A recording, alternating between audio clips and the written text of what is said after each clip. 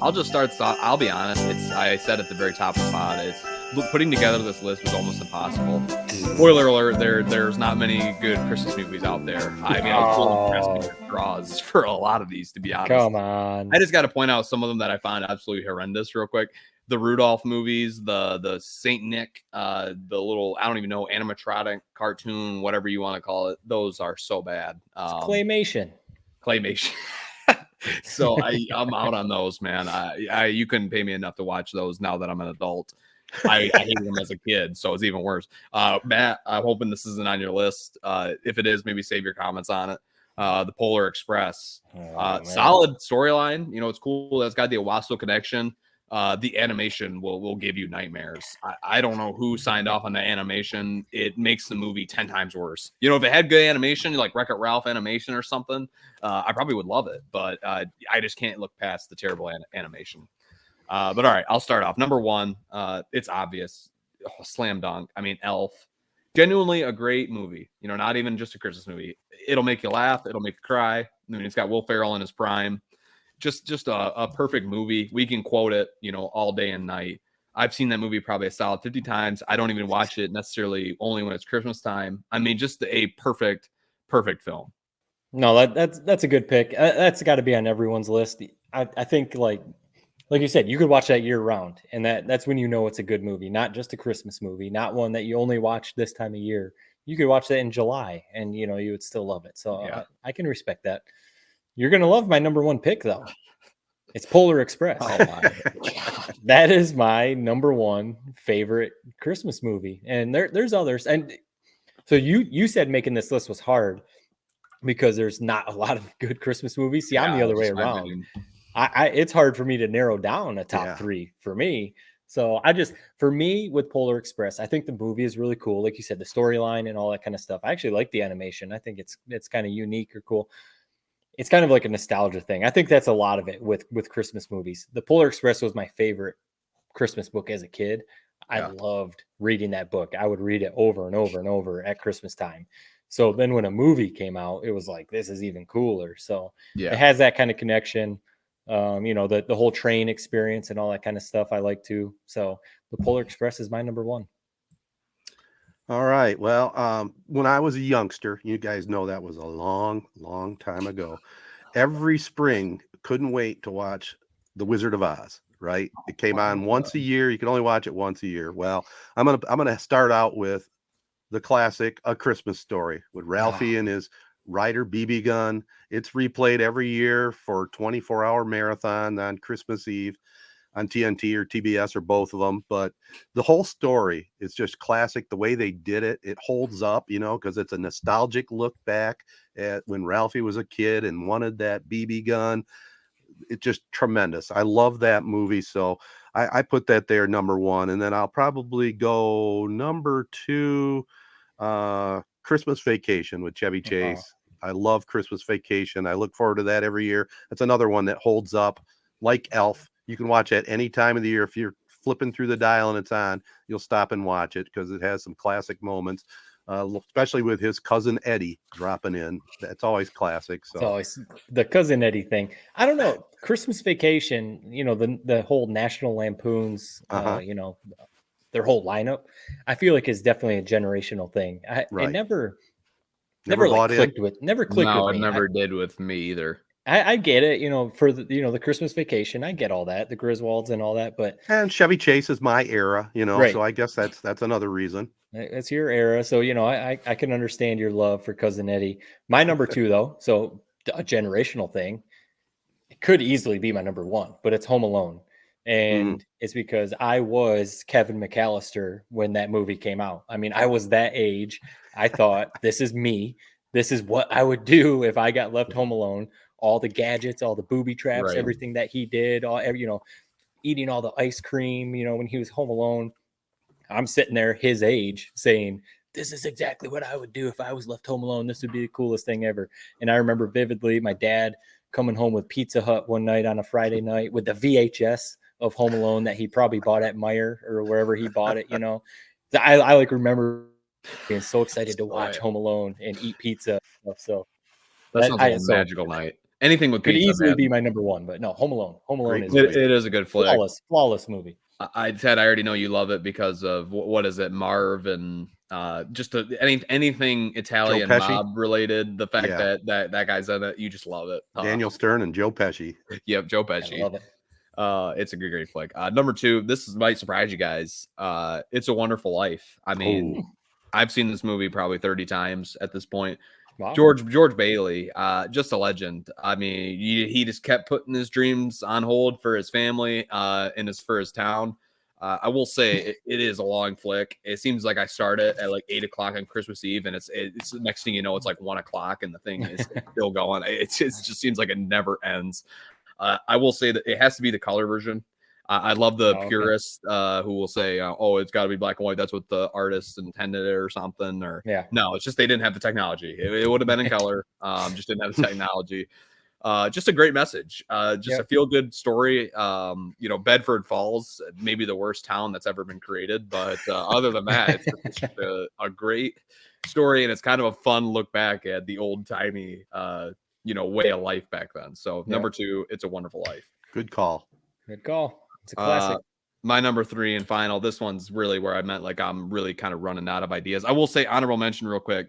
Nightmare Before Christmas. I love that movie. Kind of a Wreck-It Ralph storyline. Jack Skellington realizes his importance at the end. Yeah. But I can't really consider it a Christmas movie. I'm on the boat that it's a Halloween movie. So that would be my number 3. But my number 3 is Four Christmases. Really not even that good of a movie. I love it. It's just kind of good because it has Vince Vaughn, John Favreau. I mean, Ted, you're talking about Chevy Chase. I mean, give me Vince Vaughn over him any day of the week. They're both good. Has star power, has a couple good laughs. It's kind of like a regular movie. So for that reason, it's number 3 on my list, but I don't love it.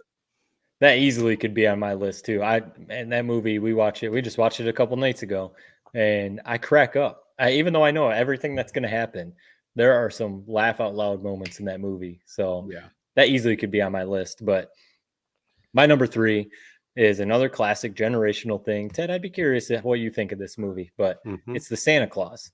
Tim Allen, when he turns into the Santa Claus because Santa falls off of his roof, and his suit gets left at Tim Allen's house, so he has to become the Santa Claus.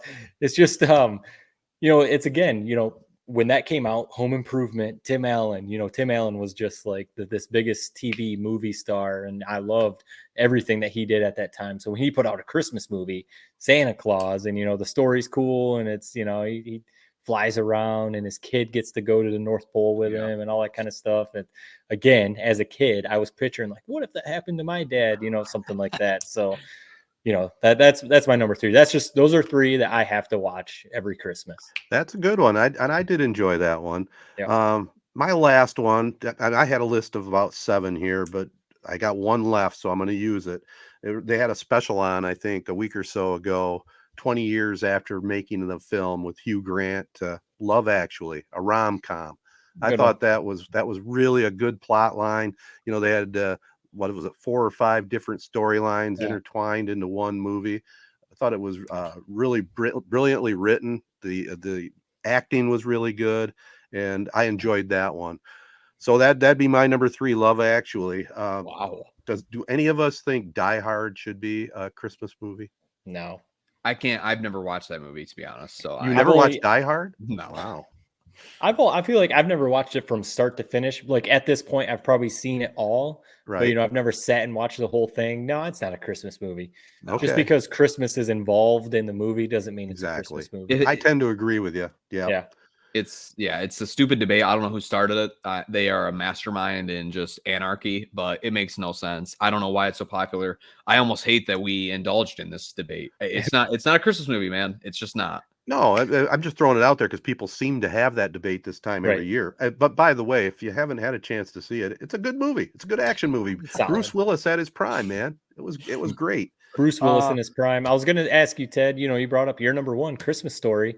Yeah. Did you see that they're like redoing it? Yeah, Or they're like, right? coming out with another one? Are you in on that? Or are you like, yeah, no? I'm in on it. I'm in on it. I was going to mention that it's called A Christmas Story Christmas, and it's Ralphie grown up, going back to his hometown, telling his kids about what his childhood was like. I did a quick look on Rotten Tomatoes. It gets pretty good ratings, so that surprised me a little bit because I thought that could be a recipe for a disaster. Yeah, that's either a pretty good movie or it's the worst movie you've ever put your eyes on. Yeah. So it's good to say that it's maybe a little bit toward the latter. It wasn't he an elf for like a quick second, like as a cameo, that actor. Wait, like, am I crazy for thinking that? Peter Billingsley might have been. That's a good call there. I got to go back for 1 second. Like, I think he was an elf, right? Wasn't he the one that's was counting up his Etch-a-Sketches or something? Like maybe not. I can't remember. Yeah. I just want to go back briefly. You were starting to dog on me for Love Actually. You didn't like that pick. What would you put in there instead? I mean, it was number 9. Are you talking to me? Yeah. I wasn't really going to argue it, but I guess I will now that you put me in this corner. Yeah, I remember watching it for like the first 5 minutes when I was a kid. There's like some sort of scene at a register or checkout, and I think I flipped it off. So, what about now with your girlfriend? Sit down with your girlfriend. Yeah, on a date night now. Now is the time to watch it. It's a good movie. Exactly. I'm curious. No, I really didn't have thoughts on it, but you put me in that. You put me in that corner, so I had to. I heard the chuckle too when you said Love Actually, so I was kind of curious. It is kind of, well, you would think. I mean, he's got this whole lifetime of Christmas movies. That's like not even a Christmas movie, really. So I just was kind of surprised he took that turn. Yeah, it's a good one. The ninth choice. What are you going to do? I did see. I forget where it is. If it's on Hulu or Netflix, like they're doing a Santa Claus. Tim Allen's doing a Santa Claus like little mini series. I haven't looked into it. Kind of like the same thing. Sometimes, it coming back, 20, 25 years later and trying to revisit that storyline. Right. It's almost like, you're just going to mess it up. Most of them are disasters. Yeah. But good movies. I can't believe you're so out on Christmas movies. Man, Jared, you are kind of Grinch. Speaking of the Grinch, the Grinch, the Jim Carrey version of the Grinch easily could be on my top 3. I love that. That movie creeps me out, man. I can't stand it. Yeah, it's kind of creepy. there are some kind of like intense moments in that movie, but man, you don't like going to the mall during Christmas. You don't like. He's a Grinch. Man, I said that movies. I never really did many Christmas things. I mean, I still remember when I found out Santa wasn't real at like age 7. My brothers were like, "This is all you need to know about my Christmases, man." Christmas Eve, parents left to probably go Christmas shopping for us. Got beat up by my brothers, had to go hide from under my parents' bed, turn to my right, there's the presents. I mean, maybe that's where it all stems from, my hatred for Christmas. So now we know. Thursday, man. He's either Grinch or Scrooge. I don't know which one. Yeah. That makes sense, actually. I can see why you're out on Christmas. Yeah. One final thing, fellas. It's not Christmas related. I know Jared's been interested if I've been watching White Lotus. I got 1 episode to go on season 2. He's right. It's very good. We've talked about it, HBO, but season 1's good and season 2's good. And, the storyline, the acting, but I think the thing that's most breathtaking is the scenery. Season 1 took place in Hawaii. Season 2 is in one of the most spectacular settings in Sicily and Italy that I've ever seen. And the cinematography is just unreal. It's just really good. It's like, how you like when you're watching Hard Knocks and you're like, wow, there's like they put a lot of money into these shots, and that's how you feel watching that show. You're right. That is a bonus when you're watching it. You feel like you're in Hawaii or you're in Italy when you're watching those episodes. Right. And as I told you, as a dirty old man that I am, they have this brunette young lady that plays a hooker. She's one of the most stunning ladies I've ever seen. I mean, she's beautiful. So that's not all bad either. Okay. That's always a good bonus. I've seen a lot of people talk about like, where's the White Lotus going to go next? And like going out like South Africa or, some other places. Some exotic locale for sure. Yeah. I heard Asia was the one I heard. I wouldn't be surprised if it's Africa. I mean, it just still cracks me up. I love the director, Mike White. Just seems like a good dude. I mean, I just realized this past weekend, he had like Survivor contestants, like cameos in each of the season that I didn't even pick up on. So it's just he's a good dude, and after you watch the end of the episode 7, Ted, just make sure you stick around for the Mike White basically breaking down the episode. I'll definitely do that. And talking about Stifler's mom, did you realize who her husband was? I don't I know if mean, you look. it's Uncle Rico from Uncle Rico. Yeah. Yeah, I knew that as soon as I saw it. Me too, but I didn't know if you knew that or not. That's So funny. that's cool. Great That- cast. Like you Great said. cast. There's look up if you're interested in other podcasts, Marty Smith, I think it was Marty Smith's America podcast that he was Yeah. doing for a little while. Yeah. He had Uncle Rico on. This is probably 2 or 3 years ago, 3-4 years ago. Right. Great listen. I mean, Uncle Rico, he talks about his career and the whole Uncle Rico role Yeah. and all that stuff. And then, Marty Smith is good too. So Yeah.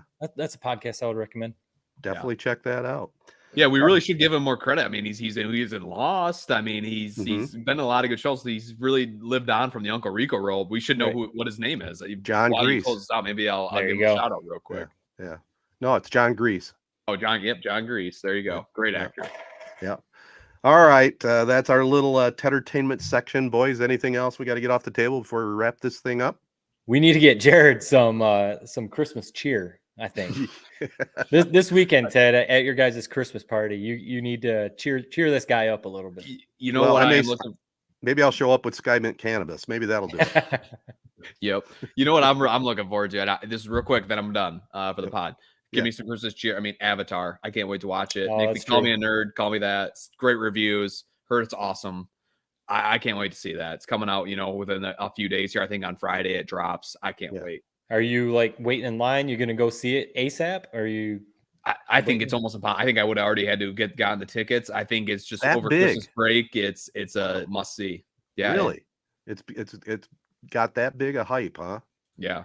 I think so because of how big the first one was, and Right. it's finally the second one. They've been talking about it for 10 years. It seems like they've been talking about the second one. So I got to come full disclosure. You guys have talked about Die Hard. I have never seen the original Avatar. I saw it was Wow. on network TV Sunday night, but I've no, never you seen don't it. watch it on. I Don't own watch that it on movie. network TV. I will Go- pass it off to you. You need to watch it.